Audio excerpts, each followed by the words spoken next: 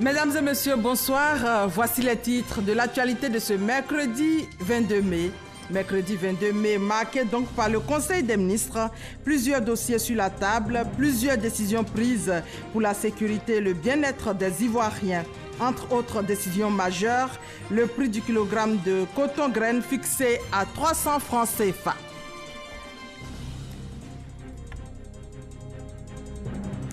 Une décision qui coïncide ce mercredi avec le retour du vice-président à Abidjan.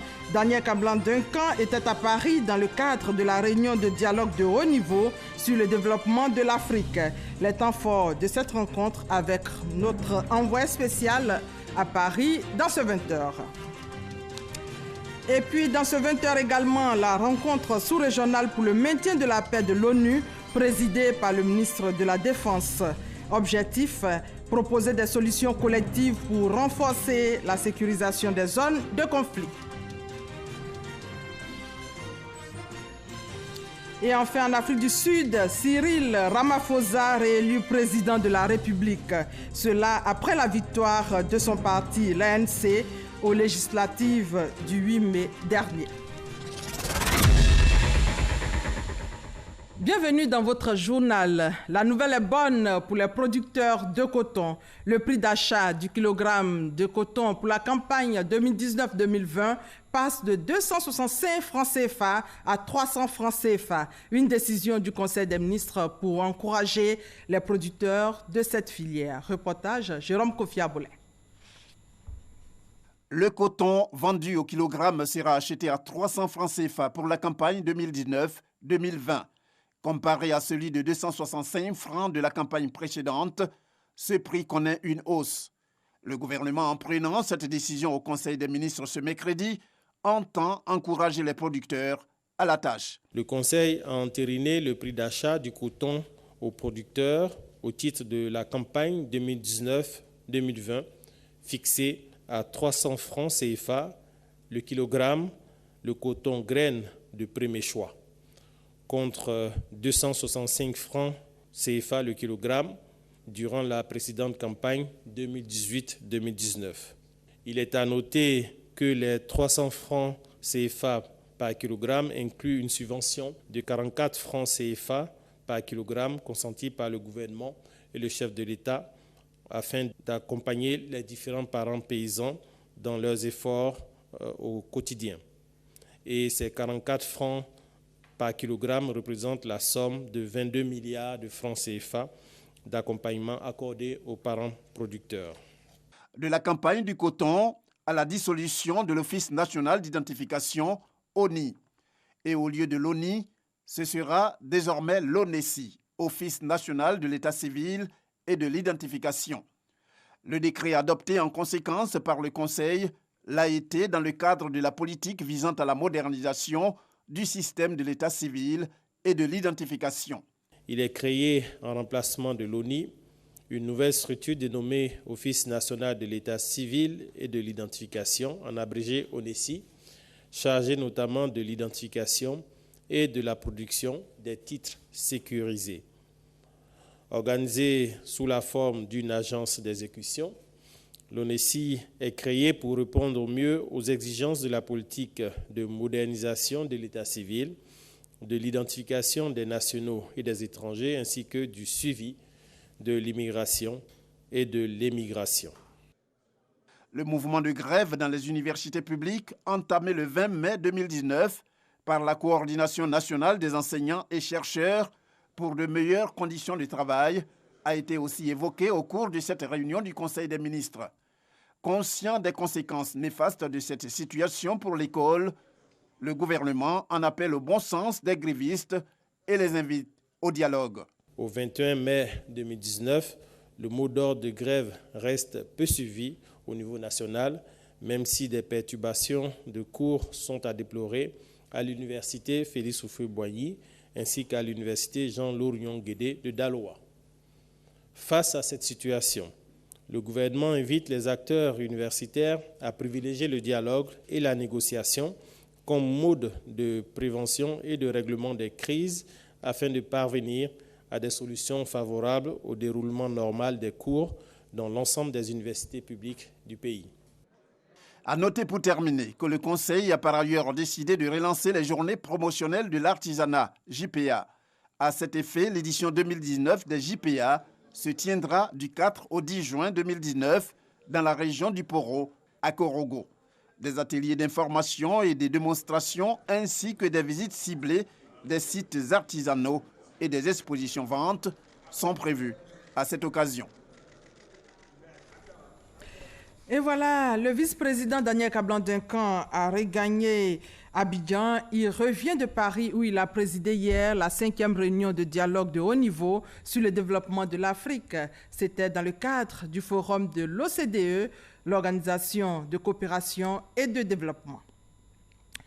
Et qu'est-ce qu'on retient donc de cette rencontre de Paris? Quelles sont les décisions qui ont été prises pour la bonne marche des pays en développement? Viviane Aïmen, qui était sur place en France, répond à toutes ces préoccupations dans cet élément. La Côte d'Ivoire, honorée au cours du Forum 2019 de l'OCDE qui s'est tenu ces 20 et 21 mai au siège de l'organisation à Paris. Considérée comme le club des pays les plus riches de la planète, l'OCDE, l'Organisation de coopération et de développement économique, s'est fixée pour mission de promouvoir les politiques qui améliorent le bien-être économique et social des populations partout dans le monde. C'est à ce titre que l'OCDE a créé en son sein un cadre prestigieux d'échange d'idées et de conseils sur les bonnes pratiques en matière de politique économique, dénommé Centre de développement de l'OCDE. Plus d'une cinquantaine de pays, dont la Côte d'Ivoire, sont déjà membres de ce centre de développement. Dans le cadre du Forum 2019 de l'OCDE, ce mardi 21 mai, au siège de l'organisation à Paris, le vice-président ivoirien Daniel Kablan-Duncan a été invité à coprésider 2 grandes réunions du centre de développement. Un honneur qui est à la fois la reconnaissance implicite de la politique économique mise en œuvre par le gouvernement ivoirien.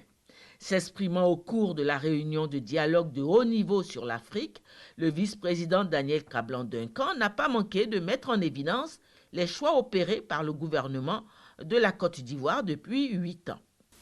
Le gouvernement ivoirien, pour sa part, a effectué depuis 2011 de profondes réformes structurelles et sectorielles sous la haute égide du président de la République, son Excellence M. Alassane Ouattara, ce qui a permis de créer un meilleur environnement pour accompagner le secteur privé et créer l'un des climats des investissements les plus attractifs en Afrique.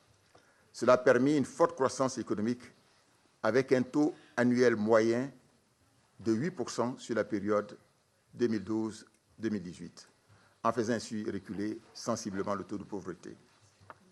Après un premier plan de développement national 2012-2015 de 22 milliards de dollars, le gouvernement a adopté un deuxième plan 2016-2020 de 100 milliards de dollars, dont 62% à financer par le secteur privé national et international. Cette orientation est axée notamment sur la transformation locale de nos matières premières, accompagnée par le développement d'infrastructures socio-économiques modernes et le renforcement du capital humain. Plus tôt dans la journée, le vice-président avait présidé la 5e réunion à haut niveau du comité directeur du Centre de développement de l'OCDE, au cours de laquelle le rôle lui est revenu d'accueillir 5 nouveaux adhérents au Centre de développement. C'était la chaleureuse bienvenue à toutes et à tous. Et maintenant, donner la parole aux 5 nouveaux adhérents. Chacun aura 2 minutes d'intervention. Et avec votre autorisation, je vais passer la parole à M. Richard Martinez, ministre de l'Économie et des Finances de l'Équateur. L'Équateur, le Salvador, le Guatemala, le Rwanda, le Togo font ainsi leur entrée au sein du cercle prestigieux qu'est le Centre de développement de l'OCDE. Avec l'entrée du Rwanda et du Togo, ce sont 11 pays africains qui sont désormais membres de cette entité. Et voilà, il faut rappeler que le vice-président Daniel Kablan-Duncan a regagné Abidjan ce mercredi après cette rencontre de Paris. Les nouveaux sénateurs formés sur la procédure parlementaire et la déontologie de la fonction de sénateur. Ces 33 sénateurs nommés en avril dernier par le chef de l'État renforcent leur capacité afin d'être mieux outillés sur l'organisation des travaux parlementaires. On fait le point avec Konaté Moussa. Les 33 nouveaux sénateurs formés sur l'organisation des travaux parlementaires, nommés en avril dernier par le chef de l'État, ces sénateurs enrichissent leurs connaissances sur la déontologie liée à leurs fonctions et la procédure législative. La procédure législative, c'est pour leur donner tous les enseignements nécessaires sur le mécanisme d'adoption, d'examen et d'adoption des textes. Cela passe nécessairement par l'adoption du calendrier des travaux parlementaires, par les travaux en commission et les travaux en séance publique jusqu'à ce que le texte soit transmis au président de la République pour promulgation. Nous avons été vraiment familiarisés avec les règles, les lois qui régissent le Sénat et dans toutes les activités que nous allons mener au niveau du Sénat. Et à partir de ce séminaire-là, avec tout ce qu'on a appris sur la déontologie et tout, nous pensons que nous, sénateurs, nous sommes en mesure de travailler pour la République. Les travaux en commission, comment c'est organisé, comment les textes doivent être examinés en commission, les navettes parlementaires, les textes qui passent d'une chambre à une autre, des textes qui doivent être examinés en premier lieu par l'Assemblée nationale et transmis ensuite au Sénat. Et il y en a par contre, selon la matière, qui doivent être transmises en premier lieu au Sénat, ensuite passer à l'Assemblée nationale. Et les deux chambres doivent faire en sorte un examen, de sorte que le texte soit un texte consensuel. Et il passe d'une chambre à l'autre autant de fois que possible, jusqu'à ce qu'on trouve sur un texte qui est d'accord parti entre les deux chambres. Donc c'est des choses qui sont importantes à savoir. Cette formation est une mise à niveau pour les nouveaux sénateurs nommés. Les 66 sénateurs élus en avaient déjà bénéficié il y a quelques mois. Selon le président du Sénat, Jeannot Ahoussou-Kouadio, cela va permettre à la Chambre haute du Parlement de mener convenablement ses missions. Au regard de l'ambition du président de la République de doter la Côte d'Ivoire de lois de qualité, d'institutions de qualité, pour qu'il y ait un impact socio-économique, il est donc important que nous maîtrisions les rouages du Sénat. Pour rappel, le Sénat a tenu sa rentrée solennelle le 11 avril dernier avec ses 99 membres. Reste maintenant la formation des groupes parlementaires et la mise en place des différentes commissions pour entamer les activités. Parlons droits de l'homme avec le Conseil national des droits de l'homme qui fait le point de ses actions au président de l'Assemblée nationale. La promotion du genre, la sensibilisation pour l'autonomisation de la femme et le respect des droits des enfants sont des sujets qui ont été abordés par la présidente du CNDHCI, Namzata Sangaré, qui a été reçue par Amadou Soumaoro. On s'intéresse maintenant au séminaire sur l'appropriation francophone des engagements communs pour le maintien de la paix de l'ONU. C'était en présence du ministre d'État, ministre de la Défense, Ahmed Bakayoko, Wodjontele Soro et Éric Goré pour plus de détails. Abidjan accueille le monde œuvrant au maintien de la paix. Chercheurs, membres de la société civile francophone, pour des échanges portés sur la question de l'amélioration des performances du maintien de la paix. Il y a moins de 30% de soldats francophones dans ces pays-là. Et donc je crois que l'objectif de ce séminaire, c'est de voir comment on peut améliorer ce chiffre, améliorer aussi la performance des soldats francophones. Mais c'est pour ça que nous nous réjouissons collectivement, sous l'impulsion du président de la République, son Excellence Alassane Ouattara, de l'arrivée d'un contingent ivoirien au Mali qui, sans nul doute, va faire la différence. Aussi parce qu'il est francophone et voisin. Le constat est que les opérations de maintien de la paix telles qu'elles ont été conçues au départ ne répondent plus à l'environnement dans lequel nous vivons. Et donc nous sommes en train de nous adapter, d'être plus efficaces, plus proactifs. L'espace francophone représente à la fois le théâtre du plus grand déploiement, mais aussi un réservoir de potentiel, puisqu'on retrouve dans cet espace une palette de profils de pays contributeurs, des pays du Nord, des pays du Sud, avec des compétences qui combinées pourraient apporter toute une série de réponses dans le domaine de la formation, de l'échange d'expériences. S'inscrivant dans la continuité de l'atelier tenu en 2018 à New York, le choix de la capitale économique Abidjan est la marque participative de la Côte d'Ivoire aux actions de paix de l'ONU. Dès 2011, la Côte d'Ivoire a fondé sa stratégie de reconstruction post-crise sur 3 axes majeurs, à savoir la relance de son économie, la réforme du secteur de la sécurité et la réconciliation nationale. Ces axes ont permis à notre pays de retrouver la paix et la stabilité avec une économie redevenue l'une des plus performantes d'Afrique. Dans la mise en œuvre de la réforme du secteur de la sécurité, qui s'est traduite par l'élaboration de la toute première loi de programmation militaire de notre pays, le gouvernement a décidé de la participation des forces armées de Côte d'Ivoire aux opérations de maintien de la paix des Nations Unies. Cette contribution francophone du renforcement au maintien de la paix des Nations Unies sera acheminée à New York lors du séminaire de clôture de la 3e année de l'Observatoire. Après la défense, la sécurité avec le ministre français de l'Intérieur qui a échangé avec son homologue ivoirien, il a été question d'immigration clandestine et de lutte contre le terrorisme. La France compte appuyer la Côte d'Ivoire pour faire face à ces sujets d'actualité, nous dit notre reporter Éric Goré. À son arrivée dans les locaux du ministère de l'Intérieur et de la Sécurité de Côte d'Ivoire, le ministre Christophe Castaner, ministre de l'Intérieur de la République de France, a reçu les honneurs militaires des unités d'intervention de la police nationale. Au cours d'un point presse, les deux ministres ont parlé du renforcement de coopération entre la Côte d'Ivoire et la France afin de lutter efficacement contre l'immigration clandestine et le terrorisme. Doter la Côte d'Ivoire des meilleurs moyens en matière de formation, de technique, mais aussi de matériel pour lutter contre ce fléau-là. Nous avons aussi abordé les échanges migratoires, tant dans leur caractère régulier, et nous souhaitons qu'ils restent féconds et riches, mais aussi dans la volonté de lutter contre les échanges irréguliers par un renforcement des contrôles. Mieux vaut prévenir que de guérir, parce que lorsque l'acte terroriste se commet, c'est qu'il est déjà trop tard. Et donc, dans le cadre de la prévention, dans le cadre du renseignement, nous avons une coopération très étroite avec la France qui marche bien et qui donne de très bons résultats. Cap sur l'École nationale de police. Ici, le ministre Christophe Castaner en compagnie des élèves commissaires.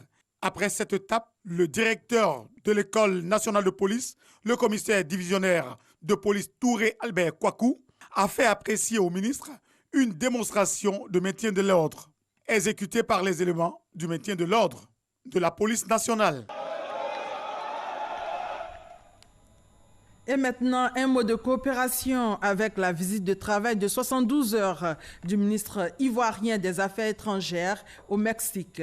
L'objectif principal est le renforcement des relations d'amitié et de coopération qui unissent les deux pays depuis près de 44 ans. Le compte-rendu de Michel Digré. Une délégation ivoirienne conduite par le ministre des Affaires étrangères au Forum économique ivoiro-mexicain. Le Mexique a beaucoup de compétences en matière d'agro-industrie, beaucoup de compétences en matière de construction, beaucoup de compétences en matière d'énergie. C'est ce que nous sommes venus chercher aujourd'hui pour pouvoir accomplir justement notre volonté de pouvoir faire de la Côte d'Ivoire un pays industrialisé. Marcela Montano a présenté les performances de l'économie ivoirienne. Il a appelé à un partenariat commercial plus dynamique entre les deux pays. La Côte d'Ivoire appartient à une union monétaire ouest-africaine de 8 pays dont elle est la locomotive. L'agro-industrie est quelque chose qui nous intéresse. Vous avez une expertise en la matière. Il est temps de s'asseoir et de voir comment vous pouvez venir en Côte d'Ivoire nous aider à transformer une partie de notre cacao sur place. Au cours de cette visite de travail, le ministre ivoirien des Affaires étrangères a signé un mémorandum d'entente en matière de coopération académique avec son homologue mexicain. Ce traité constituera une plateforme d'échange d'expériences et de connaissances qui pourrait aboutir à l'établissement d'une académie diplomatique régionale en Côte d'Ivoire. Et dans le domaine de l'agriculture, la Côte d'Ivoire participe à la 8e réunion du comité de haut niveau sur la sécurité alimentaire et nutritionnelle des pays de l'UEMOA. Une rencontre pour étudier toutes les stratégies visant à assurer la sécurité alimentaire face au changement climatique et la montée de l'insécurité dans le Sahel. Les détails avec Mamadou Kouassi. L'insécurité alimentaire du fait des changements climatiques et de la situation sécuritaire dans le Sahel. Cette préoccupation était au centre des discussions de la 8e réunion du comité de haut niveau de l'UEMOA sur la sécurité alimentaire et nutritionnelle. Une rencontre pour passer en revue les voies et moyens à assurer la sécurité alimentaire et nutritionnelle aux 120 millions d'habitants de l'espace communautaire. Il faut que nous allons vers des échanges plus accrus entre nos États pour éviter d'importer ce que nous pourrons trouver dans notre espace communautaire. Et j'ai personnellement indiqué que le salon de l'agriculture des ressources animales à Abidjan y contribuera. Il nous faut aller à la transformation locale de nos produits. Et ça, nous avons indiqué que l'anacarde est le produit phare de l'espace de l'UEMOA où nous contrôlons plus de la moitié de la production mondiale. Malheureusement, les cours ont été déprimés cette année, ce qui nous a rappelé un peu la fragilité de notre situation si nous n'allons pas rapidement à la transformation de ce produit. Nous devons harmoniser nos vues dans le cadre de la lutte contre ces fléaux et je crois que cela a été aussi perceptible dans le communiqué. Président cette 8e réunion du comité de haut niveau de l'UEMOA sur la sécurité alimentaire et nutritionnelle, le président du Niger, Mahamadou Issoufou, a exhorté les différents États de l'UEMOA à renforcer la stratégie de relance de la politique agricole ainsi que les échanges d'expériences. Mais déjà, il faut faire face à d'autres défis selon lui.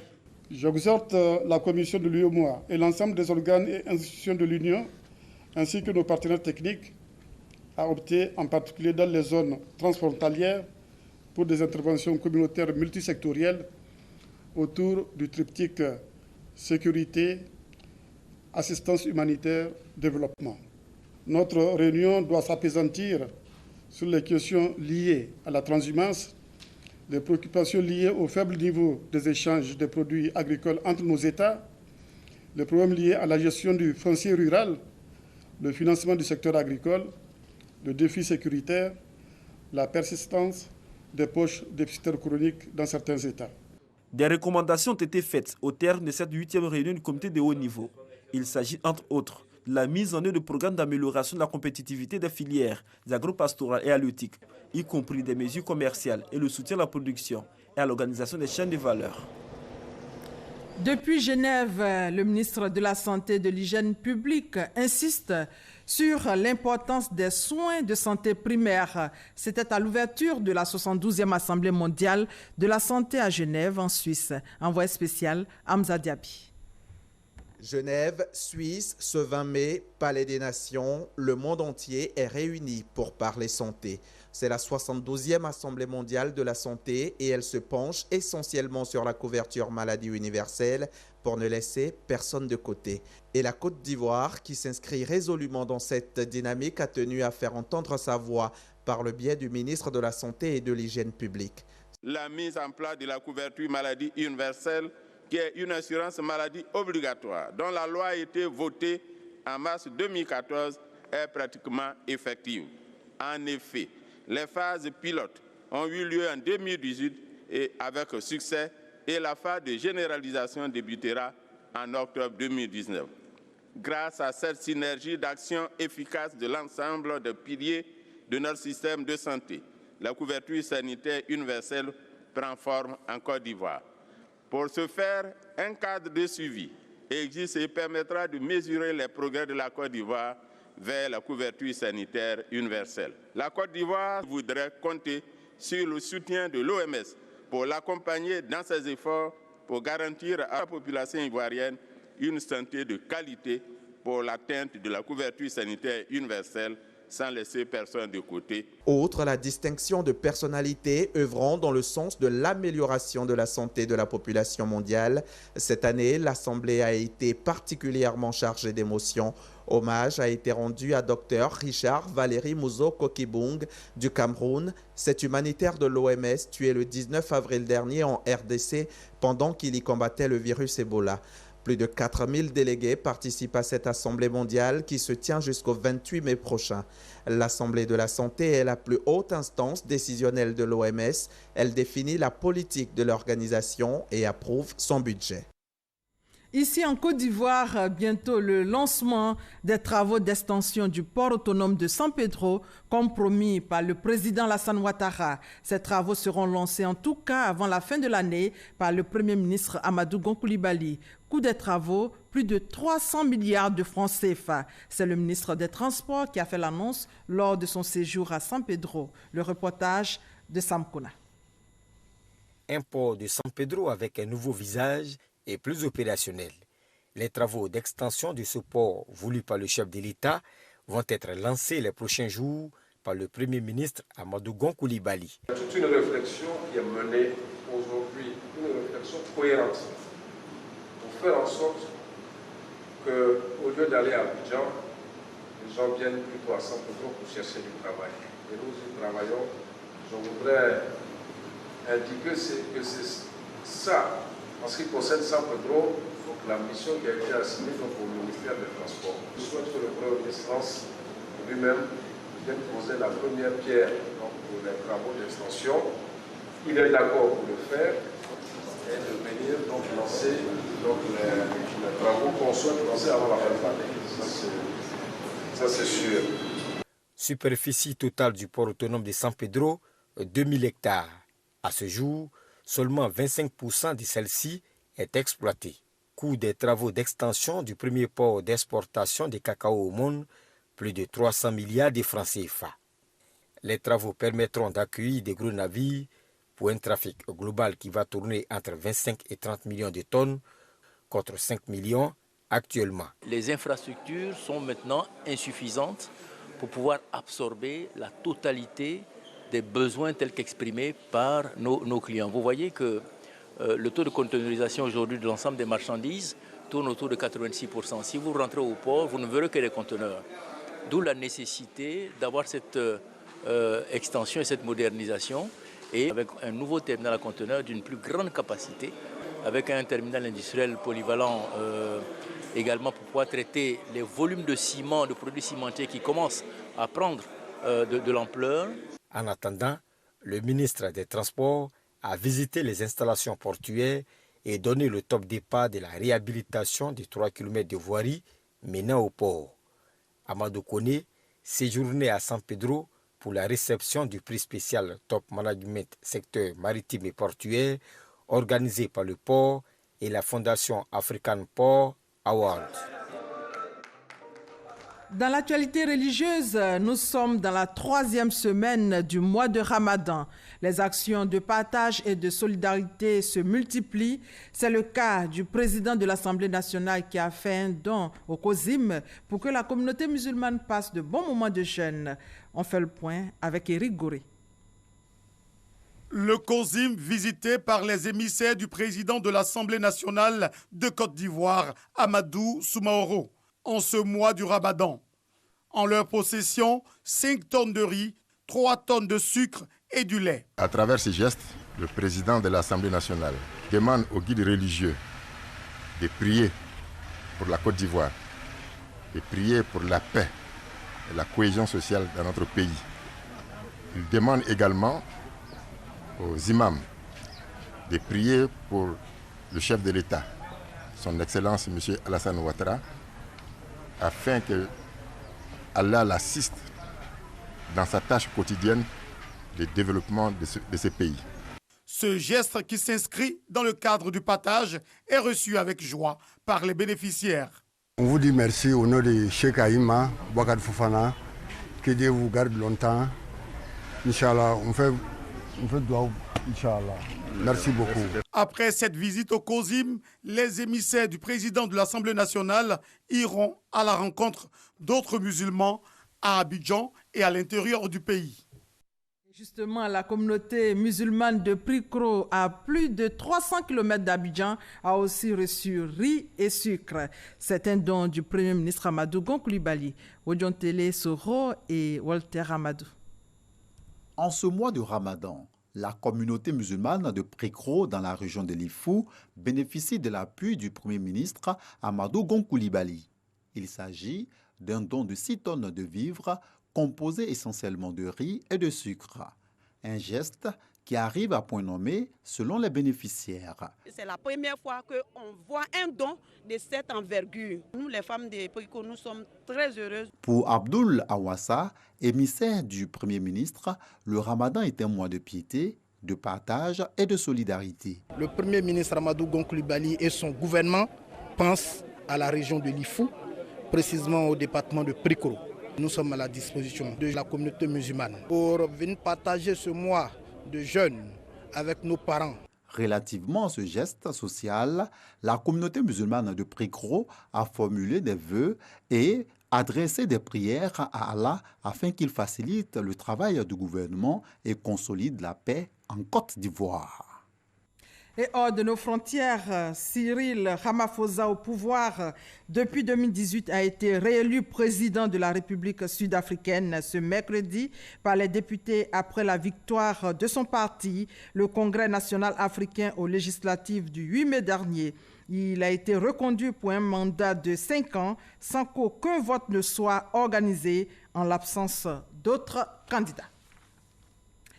Et voilà, c'est la fin de ce 20h supervisé par Hervé Blé, réalisé par Marietta Langba et au prompteur Aurélia Drukula. Merci de votre fidélité. Bonne soirée à tous.